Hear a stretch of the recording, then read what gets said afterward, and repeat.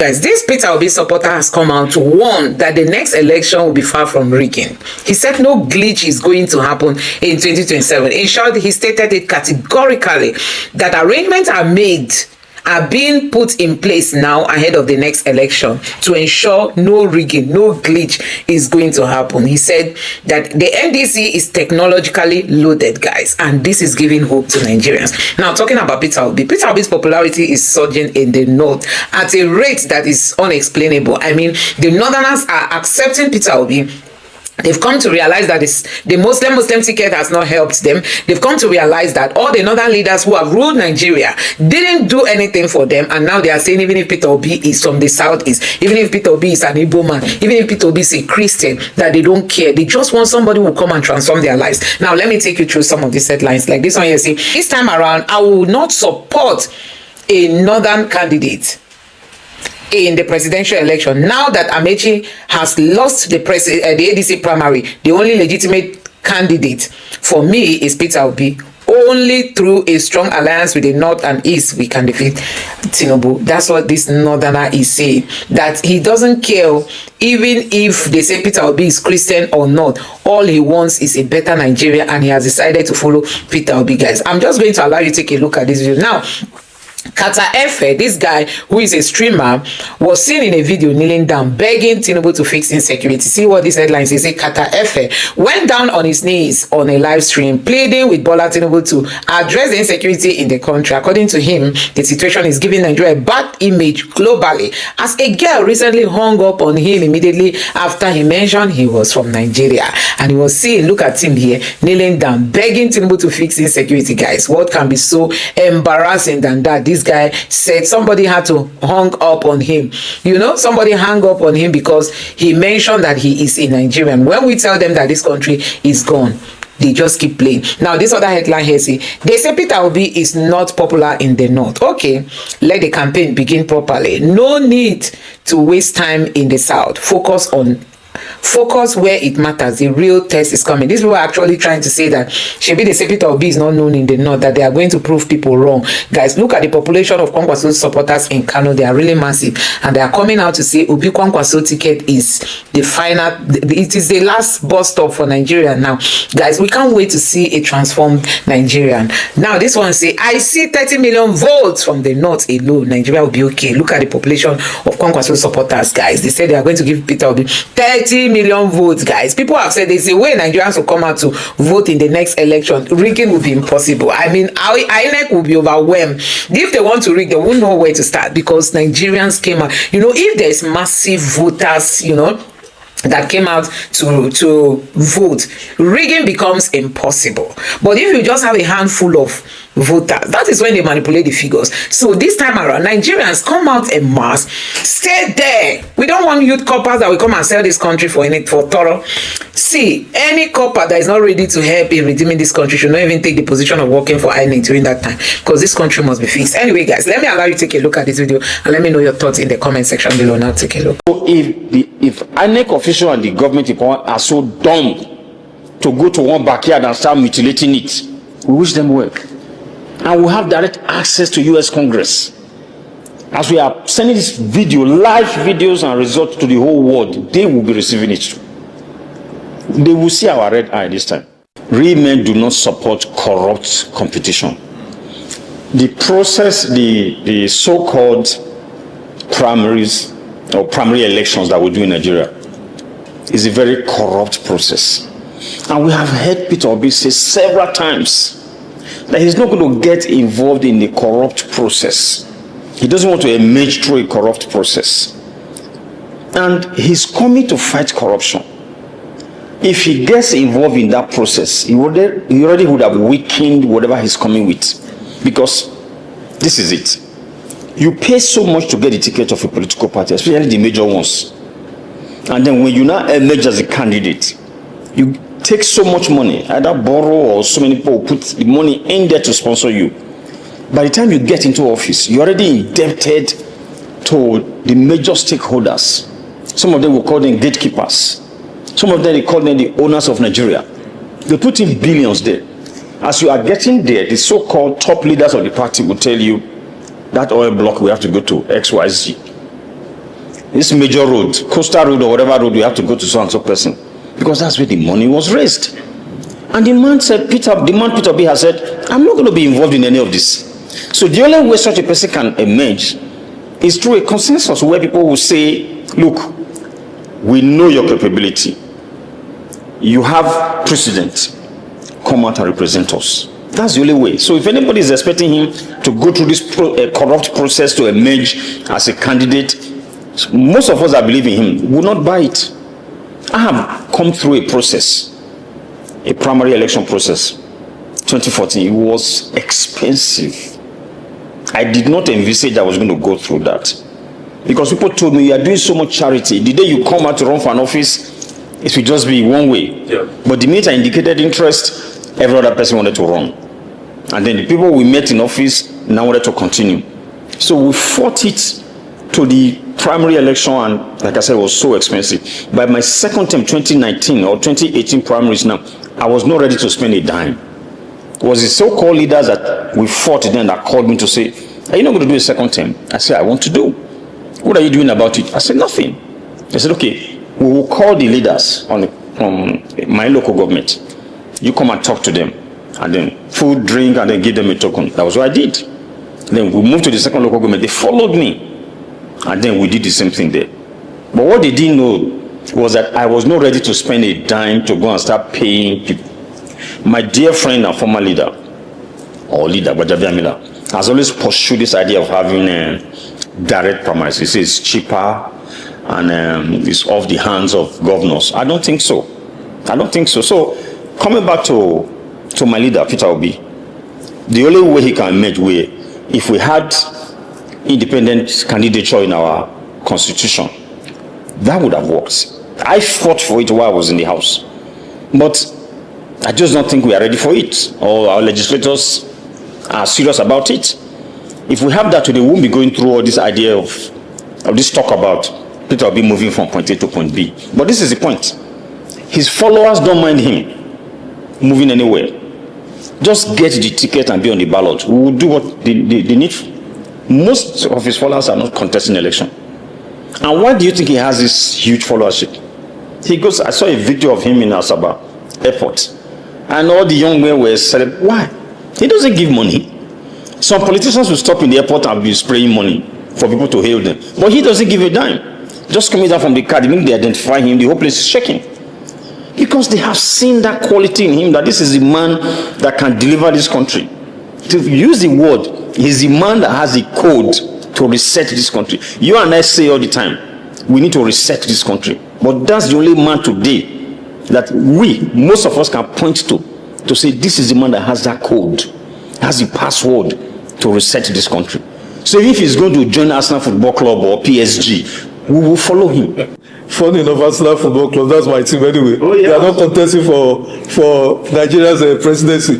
But let's interrogate further. Now, with the present state of play, Mr. Peter Obi has left with Rabiu Kwankwaso, and obviously is going to be his vice presidential candidate. And then you have Bola Ahmed Tinubu. Incidentally, you emerged yesterday as APC, scoring over 11 or about 10.99, roughly 11 million. Okay, let me even take you up on that. Assess the APC primaries first. What's your view on the APC primaries? The truth is, I don't like talking about them.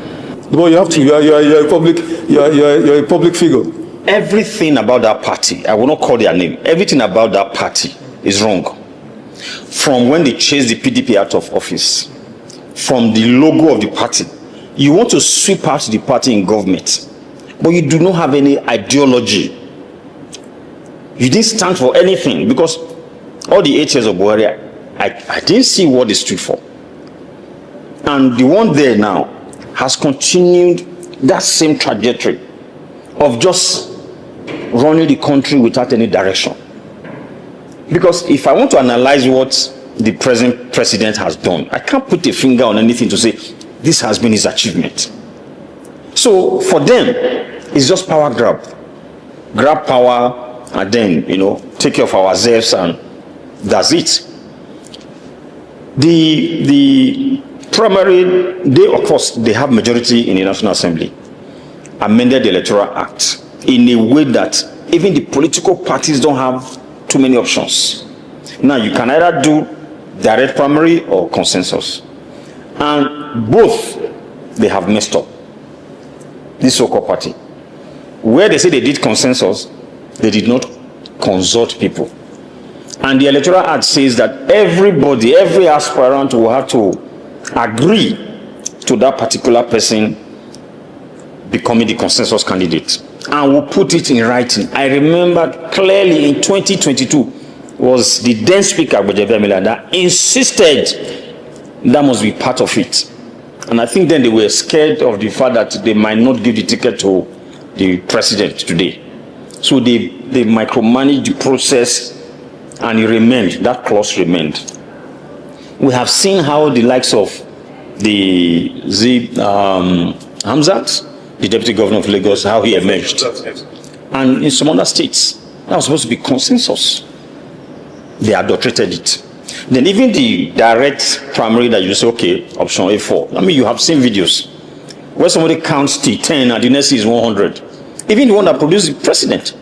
I saw a video of the deputy speaker of the House of Reps, my dear brother and friend, holding the banner of the president and gave a speech, and the person started counting behind him. The next thing, before they got to 100, they were already doing 1,000. So it was a sham. They have allotted as many votes to him, but this is not the first time they're doing it. They did it under Buhari.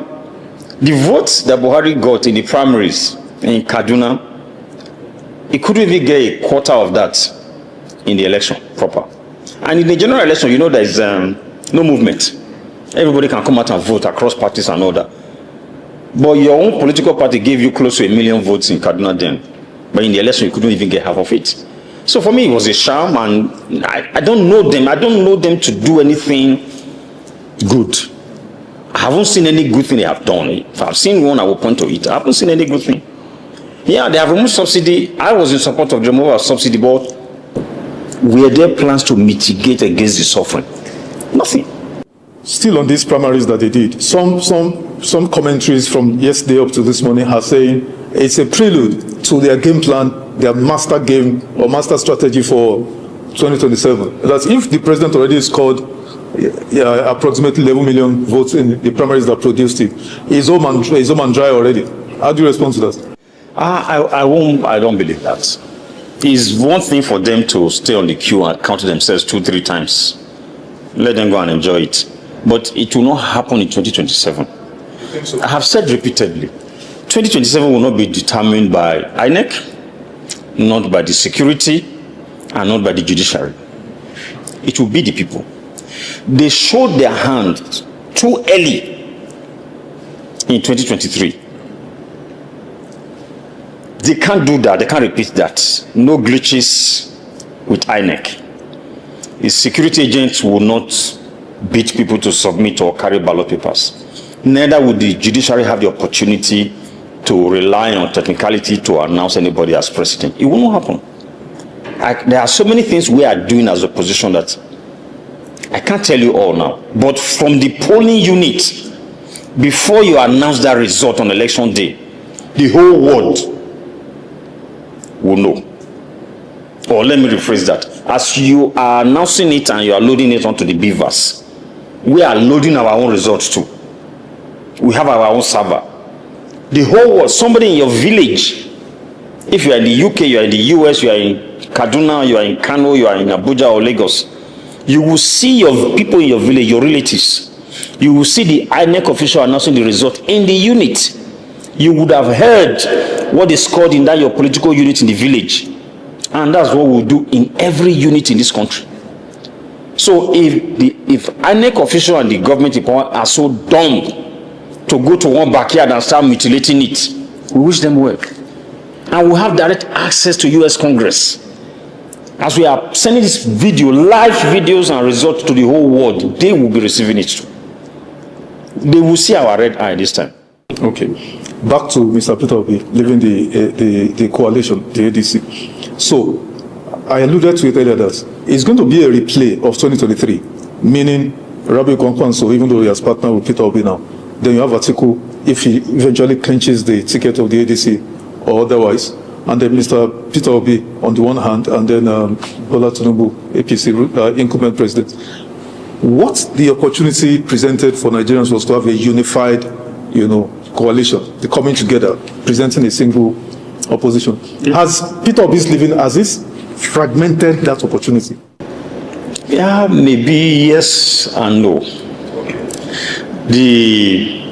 I do not want to call out any individual, but I believed if His Excellency Atiku Abubakar played the statesman's role, he would have been able to say, look, just like what Bola Tinubu did, President Bola Tinubu did when he was the leader of the APC.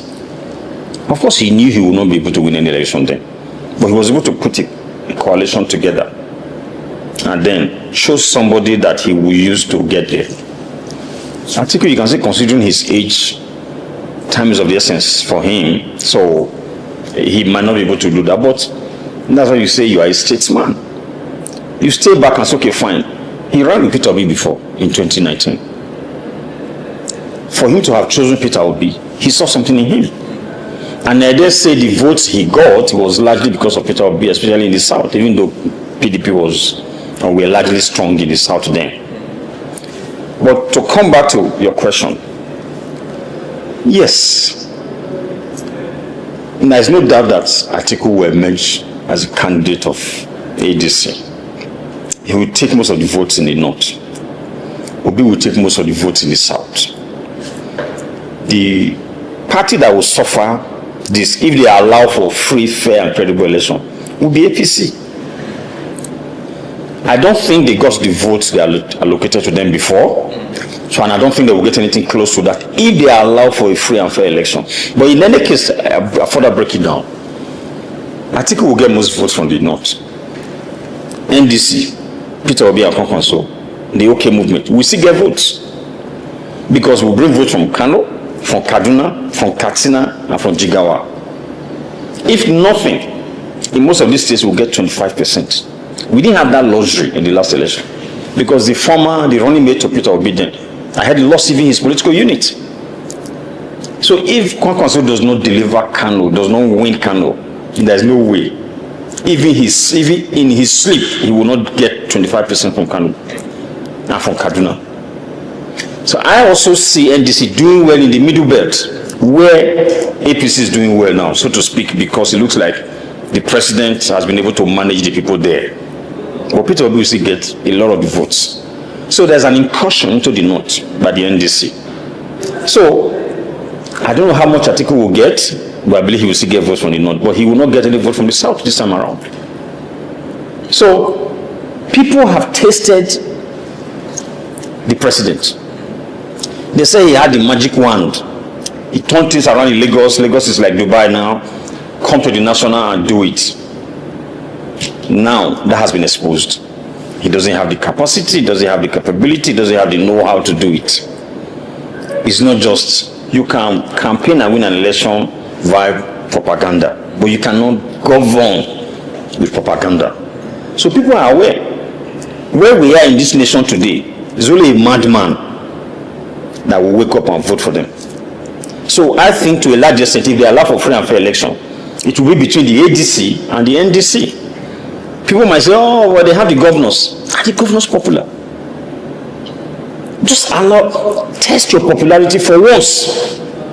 So that even if you are going to the grave, you know, I was deceived into this, but I gave the opportunity and I discovered the truth. Take that to your grave. Just allow for once free, fair, and credible election to assess yourself. I used to hear, somebody told me that those days, in the days of the late Chief Obafemi Awolowo, that somebody told him that thing you are thinking in your head is correct. That's the height of, what do you call it now? So if you have people around you, people keep saying that most of these leaders, those around them, the people deceiving them. But for once, step out and get the real truth. So for once, just test your popularity. Tell INEC, hands off. Let's run free and fair and credible election in this country. Let me know how well I have done. It's not enough to say people around me are telling me that I'm doing extremely well. Let them try that. then you and I will come back and have this conversation. And I will tell you, this government will not go back to House of Work. Okay. You know why this question about fragmentation of votes due to this heavyweights, these juggernauts, political juggernauts, going their separate ways as they did in 2023 is a problem. That's an APC primary in Abia State that you referenced earlier on, where the deputy speaker of the House of Reps was there on the line. You know, the person counting said we have, the APC man counting said we have the INEC observer, INEC staff observing, or standing there. Where they did that show of shame, where they were counting from 100 to 1,000 and then it jumped from 1,000 to 3,000, INEC was standing there. So that brings me to this point that people are saying that INEC, I mean, people are alleged, I don't know, the INEC is already compromised, the INEC cannot be trusted. So would it not have been better to have all these juggernauts, all these Atiku, Peter Obi, all of them together in one party, so that they will garner so much votes that it will be difficult both for INEC and the ruling party to, you know, twist or, sabotage the results. How do you respond to that? That would have been the ideal situation. But the reality we have today is that they cannot work together. Why? Because certain individuals have, their own personal ambition. His Excellency Atiku Abubakar will be 80 this year. So by the election, it will be 80 plus. This is my biggest challenge. I don't want to say anything negative about him. I respect him. I just read the book, The Original Sin, by Jake Tapper, the CNN and then I read another one, 107 Days by Kamala Harris. In those books, what I picked was the Original Sin. How age affected Biden and how his aides were covering up and how that incapacitated his ability to run the country well, but most things were not out there. So there was this special prosecutor that interrogated him when we were talking about the documents, official documents in his residence and all. That guy put out a report that his aides were trying to cover. And then in the debate against Trump, the first debate, all that came out. Because people have been pushing this. Okay, now, we go back to Buhari. Buhari was old and didn't really know much of what was happening around him. I was chairman, House Committee on FCT. We went a couple of times for, I think, Christmas homage to the villa. And then Salah too. We went for both. I think one of them, we had service chiefs, EFCC, Maguden, and everybody was sitting down. And then he came in, we all got up, and then he got talking. From nowhere, he started talking about Fayemi. That was Christmas. Former Governor Fayemi of Ondo State. Yeah, Fayemi had left then as a minister to go and run for the governorship in his state. Just started talking about Fayemi. And these guys were laughing and clapping. I was not amused. I was wondering, where did this come from? Is it that Fayemi is missing in the room? Or Fayemi did so well in his ministry? Well, I mean, there was no reference to anything. Totally out of context of what was going on. Senility there. The man was already senile. But those around him would tell you, Buhari did this one, he jogged in the morning, he did. So where I'm going to with this, do we have to be going back to geriatrics, where you and I in this country? We have young people. Peter Obi is probably 64, now going to 65 or 65 years old. And he's been around. He's been a governor. He's tried his hand in the private sector. He's one of the richest men in this country. So why are we going back to 80 plus people? So that's my biggest challenge. 80 plus people.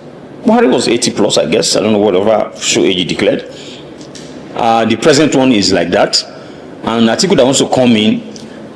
And the truth is, you cannot function in, at that age.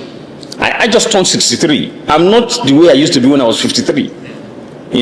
So to tell me that the best thing that can happen to this country is it's something years old man coming to govern us. So that's what I think the challenge is. Allow the people that have the right tools. We're talking about the young people. But we have somebody that you can say not so young, but has been tried in every ramification. Business, private sector, governance, and all. He's not been found wanting. So how can we have people like this and we are still going back to people that are in their 80s? Some would argue, will rebut what you're saying, that the current president of America, Donald Trump, is 80. He's probably fitter than you. He attends more interviews, standing on his feet, taking on questions, giving it back to interviewers and all of that. President Tinubu, incumbent president of Nigeria, is, professor of medicine, Usman Yusuf, sat here where you're sitting, told me to my face that he professionally, medically, he believes Tinubu is at least 10 years more. He should have 10 years to his official age. He sat here and he told me the same. So if these two men are presidents, why would you say, is it fair to ask Atiku to contest? We don't know what multivitamin Trump is taking. But you see, they're also challenging him. They said they were talking about he was on television once and they said there were patches. So we don't know what vitamins they are pumping him with, and those around him, those that made reference to the original sin, those around him will package him in a way that when he comes out, he's on fire. The other time they were talking about, even during the campaign, that for 4 days they didn't hear from him. And he said he was preparing for debate and all that. No, not debate. He was going to have something online with Twitter, with Elon Musk. Even now, there are days they will tell you for some days it's not available. We don't know that. But we don't even need that. We don't need that. The MAGA group that brought Trump are regretting now because of some of his actions. So we don't even need that in Nigeria. We know our president is not in his 70s, he's in his 80s. Because somebody that knows him very well told me that his younger cousin, he's 77 years old, and he's the Asiwaju of their village where they are from in Osun State. And the guy says he used to call him, when they were growing up, they were not mates, they used to play together. He used to call him Boda Amuda. Boda Amuda. And that guy is 77 years old. And that Bodana is now 74 years old. He's not. And you can't tell, he doesn't even have the strength or stamina. Let me add something to this. Somebody that served with him closely in Lagos, very closely, said, yes, this man will keep them awake till about 3 a.m. and all that. But that same stamina, he doesn't have today. He said he can do a presentation to you. That the president can do a presentation to you. So this is how I want to deliver on XYZ. But does he have the stamina today to see it? Can he remember everything he presented to you today if you go back to him tomorrow? So it's those around them that will make them look as if he's on fire. He can do it like he used to do it. But the truth is, they are not able to do it. And then why are we sticking to these same people? When we have other brilliant people in this country that can do it. They have the stamina, they have the experience, they have the wealth of knowledge. Why are we going back to the same people? So let's look for fresh blood that can deliver. We have a population of over 200 million. And more than 60% of that are young people. And we are relying on people that are 80 plus. Is something wrong with us? Okay, Nigerians will have a lot to say about that. Even though some would argue, and I want you to respond to this in 1 minute, that is it about the age or the capacity of the individual? The African system is a bit, patriarchy, we're patriarchal in our belief system, our worldview, and all of that. Because it takes somebody at that level who is able to summon the governors and say, gentlemen, this country is not going in the right direction. I think we need to go this way. 1 minute, how do you see that? No, it doesn't follow. It's a cognitive diminution.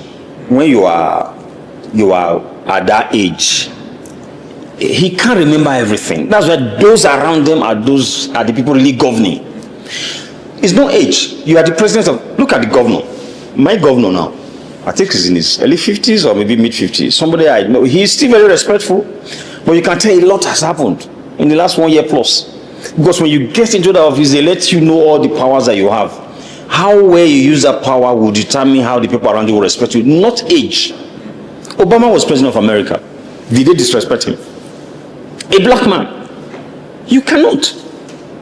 Because the authority of that office, if you know what you are doing, people will respect your intellect and your achievement, and not so much of age. I became a CEO at age 36 or 34. A CEO at 34. Nobody disrespected me. I went to China, brokered the deal for a rig. I was about 36 this time. Then I was praying to God, make me look old so that people will respect me. Because here you're talking about multi-million-dollar contract. Exactly. And the man asked that Please, we have been dying to know, the president of the company, we have been dying to know your age. I say I'm 36. They laughed. But they just complimented me that I looked younger, and that was it. You know? So nobody disrespected me that I'm young, because I had achievement to show. Private sector is a different world from public sector. But the office. Let's make progress. Speaking specifically about you, you also left the ADC to go to the NDC. Yes. Meaning did you follow Mr. Peter Obi? Was that the reason why? That's the reason why? Yes. Okay, meaning you cannot stand the election on your own? Is that it? I don't believe in that corruption that we call primaries. You gather people together because they should be bringing you out to say, come and work for us. Then you are paying them. I have always given an example of this. If I'm retiring and I said I have a business that is worth X Y million of dollars, and I want to hire somebody that will manage that company, that will take over from me, that has a lot of experience, and I'm interviewing people, and a young man amongst them come to say, Chief, I like this your place and all that, but at your age, what do you think, you need a bungalow? I have a bungalow, a neat, very nice one, waterside, waterfront in Lekki and all that. I will give it to you if you give me this appointment. Will you hand over your company to such a man? But that's what we do.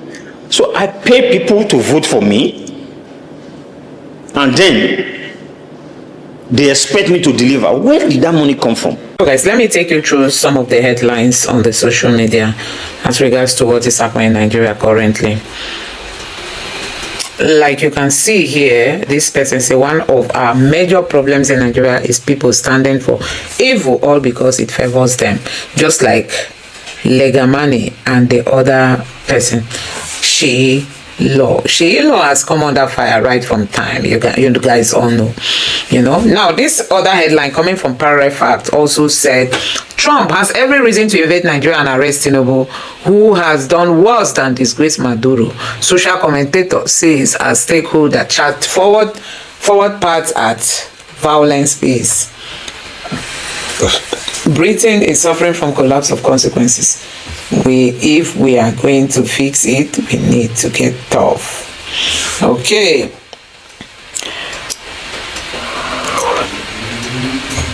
Do you know NBC now fines media houses whenever anyone criticizes the government on their platform? If people like Arise TV tells you how much fine they've slammed, you won't believe. This is not democracy. Henry Chidi speaking. NBC is now busy finding media houses. That's why they cannot speak on insecurity. You know, they can't speak on insecurity. They are the NBC, the broadcasting body, Nigeria Broadcasting Corporation, is the one finding people. If you go to channels now and speak ill of Tinubu, the next thing they will find you. I'm sure that people like Rufai, they must have accumulated enough of this fine. Anyway, Rufai is not the broadcasting house. It's Arise TV. Anyway, guys, let me show you how Nigerians have reacted to that. Like this one say, this is straight up dictatorship in disguise. NBC fining 8A Arise TV for hosting critics. So now the government owns the airwaves and our voices. Honorable Henry Shee, they talk truth. We no go sit down and watch them kill free speech, free the press, and NBC tyranny. Nigeria deserves better, guys. This is really true. They want to block everywhere. You know, all the evil happen in the country, you shouldn't see. Thank God for social media. If not there, we don't even know where this country would happen, because social media has really set them back, guys. This one says silencing critics through penalty is the language of control, not the language of democracy. When journalists now fear the cause of truth, power has already crossed into authoritarian territory. We are in dictatorship regime. Bola Tinubu did not win 2023 Nigerian presidential election. The illegal president is very much insecure. All the psychopaths that are working for him are only there for money. Nothing is interested in Nigeria working, guys. The worst part is that they don't even care or listen to what Nigerians are saying, guys. That is the problem we are having in this country. Anyway, guys, let me know your thoughts on this in the comment section below. Please don't forget to subscribe and turn on the bell notification for more. Thank you.